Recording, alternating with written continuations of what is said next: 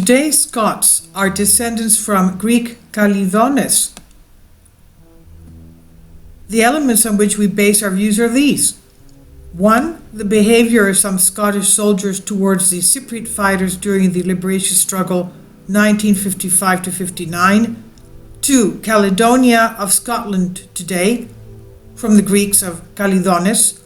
3. The reference of Tacitus in the book Agricola and Solinus C. Iulius about Caledonia. 4. The Greek names of tribes, cities, and geographical elements that are on the geographical map of Claudius Ptolemy, prepared 2nd century AD.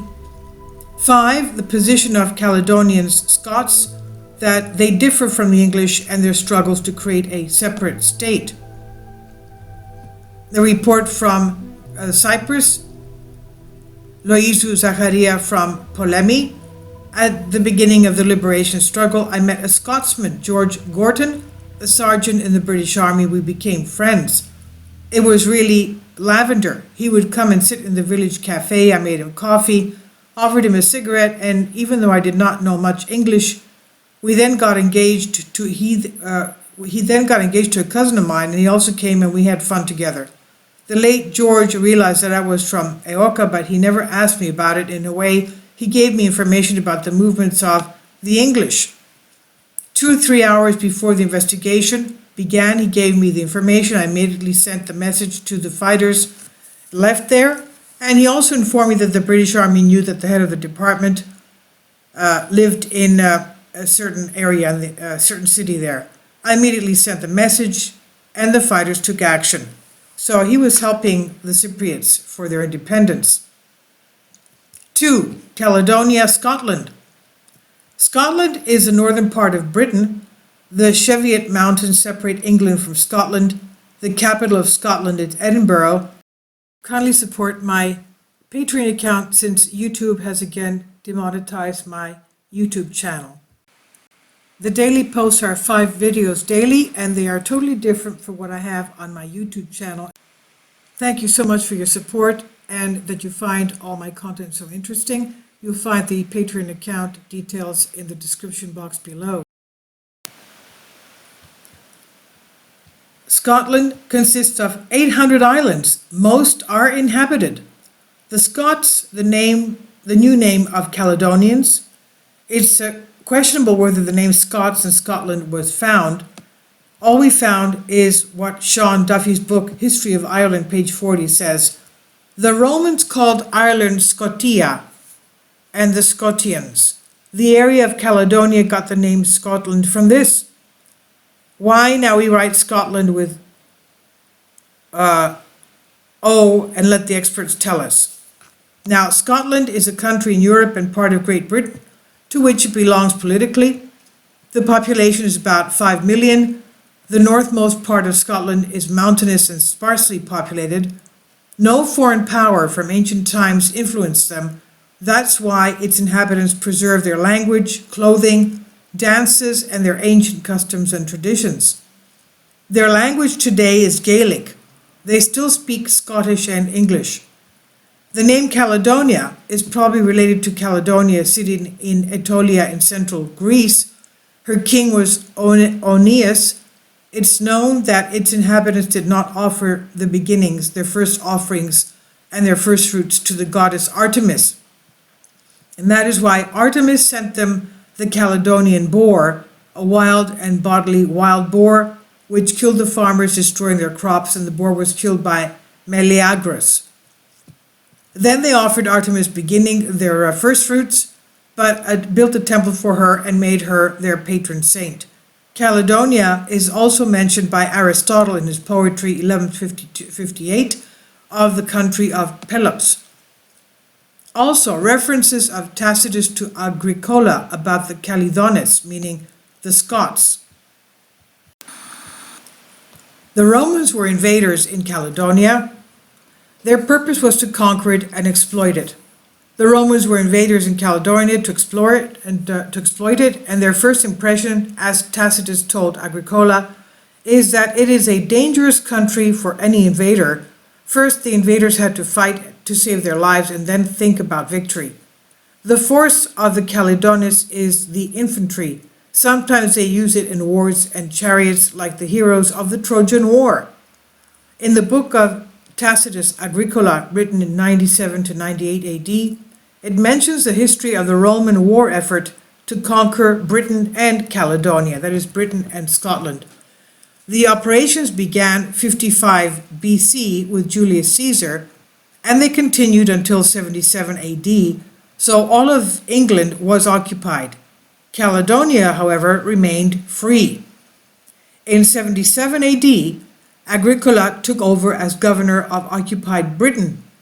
From 77 to 82 AD, he did 7 big campaigns. He defeated the British and reached the hilly region of Caledonia, Crampiana.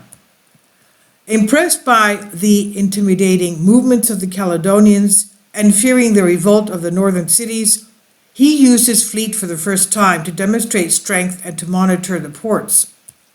The Caledonians attacked one of the Roman camps without provocation and caused great damage. The Romans counterattacked and wanted to go deeper into Caledonia and continue fighting until they reached its edge, but they did not. They could not. The speech of the leader Calgac to the Caledonians. The Caledonians were fearless of the losses in the previous battles and gladly wanted revenge rather than enslavement. They had to face the common enemy together. All the states united, all the tribes, the clans of Scotland united and formed an army of 30,000 men. The Roman military force was 4 legions, that is more than 40,000 men. In addition, they had 3,000 cavalry and 8,000 reserve troops. One of the leaders of the Caledonians, Calgacus, addressed the soldiers who were thirsty for war with these words, quote, "Goodbye, the enthusiasm and determination with which you are dealing with this crisis that has befallen us makes us hope that the moment of freedom for all of Britain is approaching. We, Britain's finest flower, are precious in these places. Invisible from the enemy located on the conquered shores, we have our eyes proud because we are free from the tyrannical presence. Behind us are rocks and waves, and in the sea the robbers of the world, the Romans. Wealth and the thirst of power ignite their greed and rob, slaughter, and plunder. They kidnap our men and send them as slaves to other places. Our women and sisters are being raped, deceived by the enemy. They seize our lives and force us to open roads in swamps and forests. Do not expect sorrow from the invaders if you love your honor and life. You look worthy of the times. In front of us is the army of the Romans. If they defeat us, it means for us a tortured and humiliated life, that of a slave. Go forward and to the battle in the front high, guided by the sacrifice of those who were lost, with the hope of a better life for those who will come," end quote. So this is, Agricola used all his forces during the ensuing conflict in the Crabiana Mountains. He defeated the Kalidones but did not advance to the north of the country. He built many forts to protect himself from the Kalidones. Adrian built a wall from the east coast to the west, and this to repel the attacks of the disobedient Caledonians. So that's why Adrian's wall was built. They wanted to keep the Scots out from, what would we call it? We would call it a war of resistance, right? Now, in the 5th century AD, the Roman legions left Britain, and we have 2 facts about which language they spoke. The first is what is mentioned in the memoirs of Julius Caesar, that the inhabitants of Albion, which was the old name of Britain, Albion, had slight differences in language. That is, they spoke about the same language all over Britain. He also tells us that his legionnaires communicated with the Gauls in the Greek Homeric language which they spoke and wrote. So they spoke Greek throughout the area. Gauls is, as we know, France. The second element is the one mentioned by the Roman writer Solinus Aelius, 250 AD, in his book Collectana Rerum Memorabilium, He writes that Homeric Odysseus reached as far as Caledonia. The Ulysses reached as far as Scotland. Okay? The Ulysses of Homer reached as far as Scotland. This is proved by the engravings written on a slab of an altar with Greek letters. Those who wrote must have known Greek, and those who would read them again must have known Greek. Therefore, it can be said that their language is related to Greek. The Greek language was spoken long before the 2nd century BC millennium and was at the high level of perfection. So she is the queen of the languages. She was used at that time, the language of the gods. Cicero said, if gods are chosen, the language of the Greeks is painted. We said that in Albion and Caledonia, the Greek dodecatheon was worshipped, the 12 gods of Mount Olympus. The Caledonians would be proud to speak the language of their gods, which was Greek. The religion of the Caledonians. Tacitus tells us that they performed the same rituals all over Britain. The druids, okay, remember the druids, okay, and the oak trees, and eating of the oak, the eating of the oak kernels. We can therefore assume that they had the same faith and the same religious traditions. Yes, the druids, meaning dris, meaning oak tree, and they were the pagan druids of the British Isles, obviously coming from the ancient Greek pagan rituals. Now, in the book, The Ancient Greeks in Britain, it was proved that the British believed in the ancient Greek gods, the pantheon of the 12 gods. So if we take into account that the megalithic monuments of Caledonia that were religious sites, such as of Kalidones in the Urid Islands, of Casterig in the Caribbean Mountains, of Stennis in the Orcades Islands, of Maes Howe in the Orcades Islands, Orcade Islands, of the Ring of Brogar in the Orcade Islands, of Pictish stone throughout Caledonia, and others were similar to those of England and Ireland, then we can accept that the inhabitants of the British Isles had the same religion. Yeah, because they were Druids.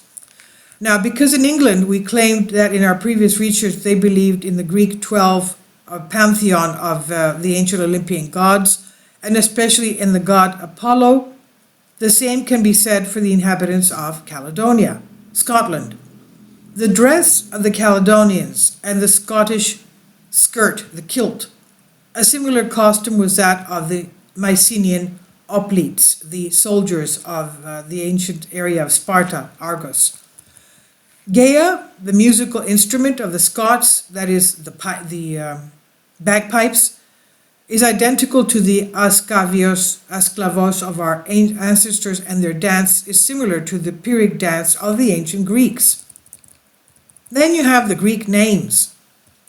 The presence of the ancient Greeks in Caledonia, Scotland, is certainly by the many Greek names of tribes, cities, geographical elements.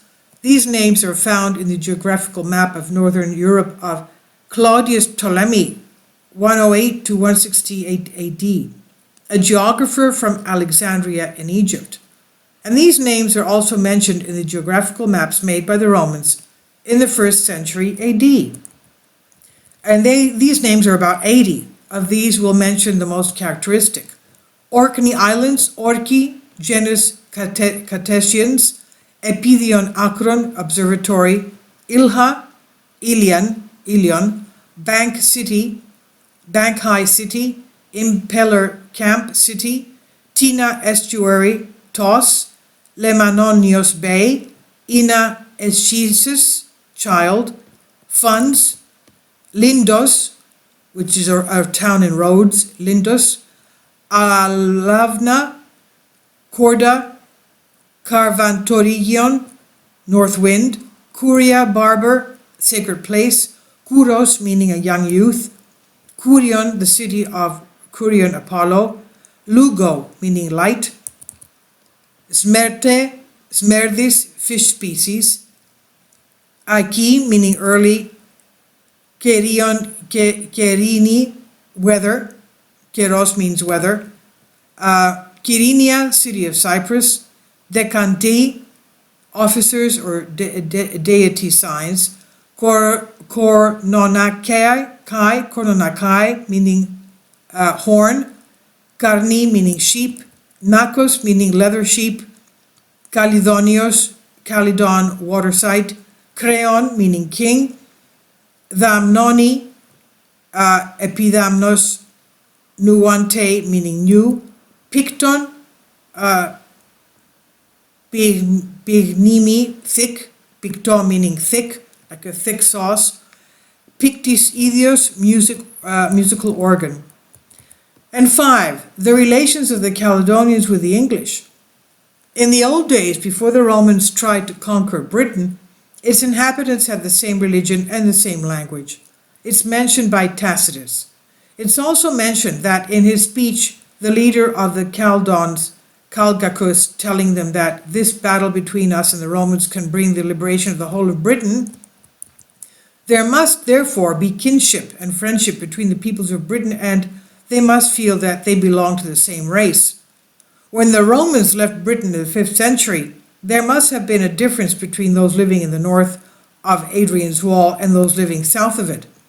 The northerners, the Kalidones, were the free, the ruthless to the Romans. The southerners were the slaves of the Romans. They were enslaved and would not be as proud as the northerners. But the southerners were much more. They had better and more land to cultivate and could easily develop livestock. And the people who have developed agriculture and animal husbandry can easily develop trade, industry, science, and generally become an advanced people. The northerners, on the other hand, did not have these facilities. Their life is more difficult in their rugged and inaccessible areas. When their population exceeded 4 million, they were forced to leave their place and find another place to live.